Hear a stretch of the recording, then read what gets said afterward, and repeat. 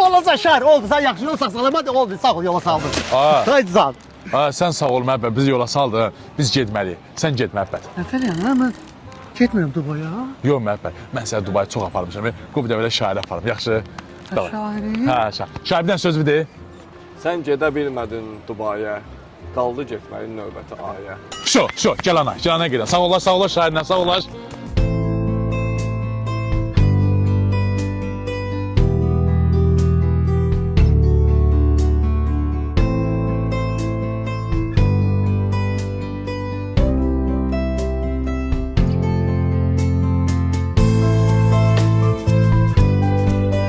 Pasportu ver.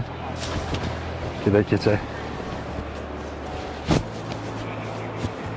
Ne oldu? Yoxdur. Yaxşı şair.